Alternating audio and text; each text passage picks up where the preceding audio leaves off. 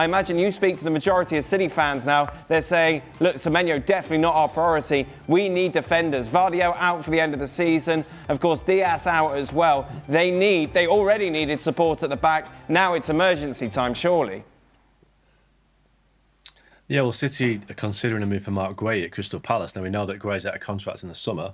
At the moment, the inclination of Guéhi is to stay at Palace and run his contract as a free agent. But if City make a big move, both in terms of wages for him and a fee for Palace, that deal could get done. So City are kind of pivoting towards that as a defender. But I think they'll end up with both. I think Semenyo will be done by the end of the week. It's a January the 10th expiry on his £65 million release clause. I think that'll get done.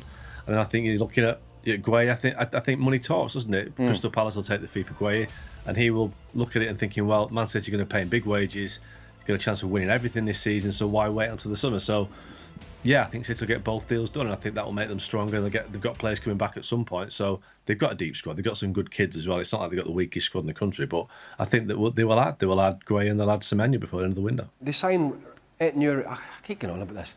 They sign him in the summer and play Nico O'Reilly at left back. He's away with the AFCON at the moment anyway, but he wasn't playing. Yeah, that's their business. But it comes back to this game yesterday. Where did they get caught out for the equaliser? And I like Nico O'Reilly. I think he's a terrific player, and he does, for the main, a decent job. But Chelsea didn't really attack until the second half, and when they did, we saw the weakness in the full-back areas. We saw the space in the full-back areas, and you saw Nico O'Reilly getting done when he goes out right at the death, gets too tight. No need to get that tight. Look at the space in behind, and these are the doings of the Manchester City manager and their recruitment. Right, that's not an injury. You were playing this player in this position when you had a left back that you signed in the summer transfer window. That's on you. The other thing that's on City, and this story really is, I know Chelsea got the equaliser. This story all day and every day yesterday was Man City chucking away a 1-0 win, which should have been 2 or 3 because they were very wasteful in the final third. And then they didn't defend particularly well because Chelsea were horrendous for 45 minutes. Embarrassing. And at least they were better in the second half, which is saying something because it was a really low bar. And when they were better, we saw the cracks open up in this Man City team. But they were so wasteful in the ball, City, in the last 10 minutes. It's their own fault. You're giving the ball away in dangerous areas. You are sitting deep. You are allowing your fullbacks to go out and get done in the wide areas late on. And you've only got yourself to blame. Right. They didn't drop points yesterday because of injuries or anything like that. They dropped points because they took a big gun and they shot themselves in the foot. So are you saying that you could sign Semenyo, you could sign Guéhi, and it doesn't make a difference in the title race? The damage has already been done? Well, if they don't get the defensive, and Stevie and I have piped on about this, and their defensive record at the start of the season was actually decent, but it had no longevity. Not with this group of players in that back four. If they don't sort the defensive aspect of the game out, they're looking at a Barcelona-esque way of trying to win the title, which is, we're a shambles at the back, but we're going to score more goals than you. I don't think that's going to be good enough to overhaul Arsenal. How much of a difference maker is Semenyo and Guéhi, if it happens, Shaq? Well, at the very least, they need Guéhi just because of injury issues, and everybody's spoken about Chelsea's equaliser yesterday, 92nd minute. You're playing a high defensive line, even though your 2 starting centre backs are off the park. That's down to Pep Guardiola and Manchester City's approach. Now, the thing with Semenyo is, he makes a difference if you play him. And I say that because watching that game for 90 minutes, that was a hard watch. And I find that City are a difficult watch when they play that kind of narrow attack with Reinders. It's difficult to criticise, right, especially when he scores. Even more difficult to criticise Bernardo Silva, such an incredible footballer. But they just look predictable. They look slow. They lack that pace. Now you've got Semenyo. Okay, he's a little bit kind of inconsistent. He's not very good. He's lightweight. I feel like he's been here so long now. But my point is, you have Semenyo, you have Doku, who play as wide men.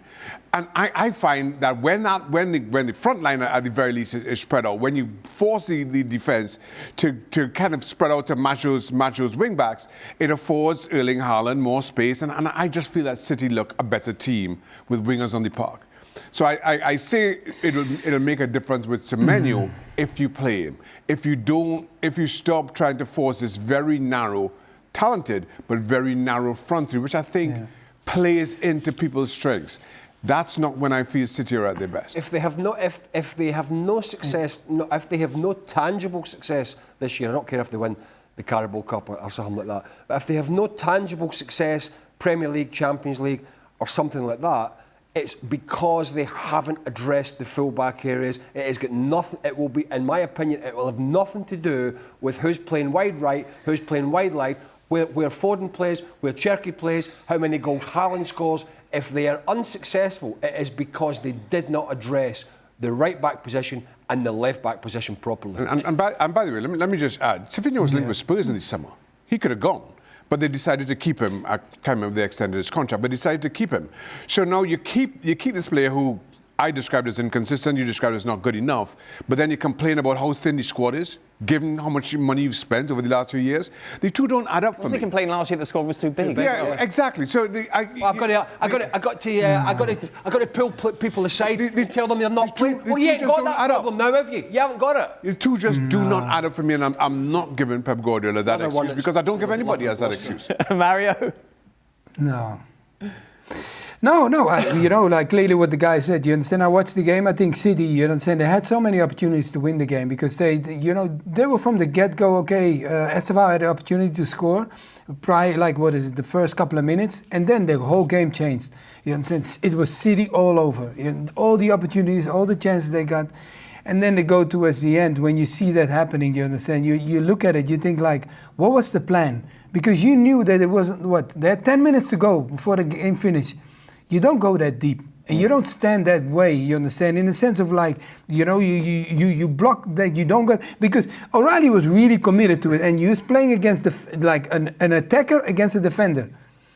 Because Malagus is a defender, he slips the ball past him and he goes in. So for me, when I watched the game, I felt like Chelsea. The biggest problem for me sometimes with Chelsea is this: the wingers sometimes don't know what. They don't see the free man, or when they see him, they don't pick him out. I watched Neto the whole game. So many bad decisions he was making. He runs, he dribbles past people. Sometimes he can deliver the ball to someone else. He just doesn't see the person.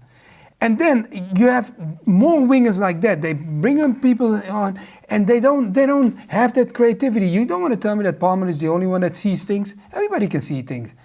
But they don't see it sometimes. And then when you watch City play, the way they play, like the guys talk about, you don't want Guéhi to go or Semenyo. The only thing that I say, if Semenyo comes and he plays Semenyo, he plays on the right and Doku on the left, it becomes a big problem for the opponents because you don't know how you're going to, because now you can double up when you have one winger that's fast. But when you have two of them, it becomes an even bigger problem for them. Arsenal then, very much solidified their place as favourites, 6 points clear